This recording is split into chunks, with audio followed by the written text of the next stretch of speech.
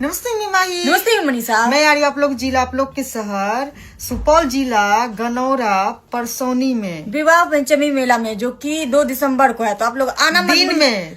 हाँ, तो आप लोग आना मत भूलिएगा और माई मनीषा को देखना मत भूलिएगा। तो जय माता दी, हर हर महादेव।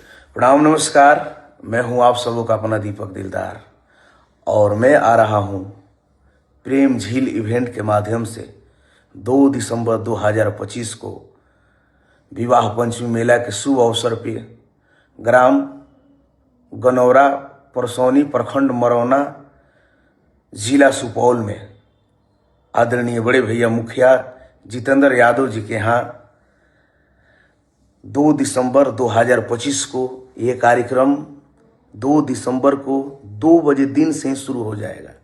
तो आप सब भारी से भारी संख्या में आएं और इस शो को सफल बनाएं। जय भोजपुरी, हर हर महादेव।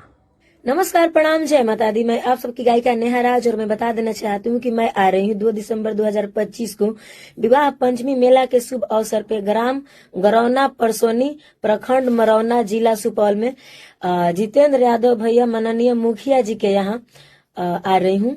और प्रोग्राम दिन 1 बजे से शुरू है प्रेम झील इवेंट के माध्यम से। तो आप लोग जितना भी लोग ये वीडियो देख रहे हैं, ज्यादा से ज्यादा संख्या में आइए, ढेर सारा आशीर्वाद कर दीजिए। जय माता दी। हेलो, नमस्कार, प्रणाम। मैं भोजपुरी लोगायक नवनीत सिंह और हम सभी आ रहे हैं 2 दिसंबर को विवाह पंचमी मेला के अवसर पे ग्राम गरौना परसौनी प्रखंड मरौना जिला सुपौल हमारे आदरणीय जितेंद्र भैया के विशेष आग्रह पे, जिसमें हमारे साथ भोजपुरी की वायरल माही मनीषा जी हैं, भोजपुरी के सुपरस्टार गायक दीपक दिलदार जी हैं और सुपरस्टार गायिका नेहा राज जी हैं। साथ में हमारे बड़े भैया भोजपुरी के सुपरस्टार गायक अपू सिंह जी भी हैं और एंकर हमारे नरमुंडा स्वामी जी हैं। तो तमाम टीम आ रही है प्रेम झील इवेंट्स के माध्यम से। आप सभी आइए और इस प्रोग्राम को सफल बनाइए। ये प्रोग्राम जो है पहले हमेशा रात में होता था, लेकिन इस बार 1 बजे दिन से ही स्टार्ट होने वाला है।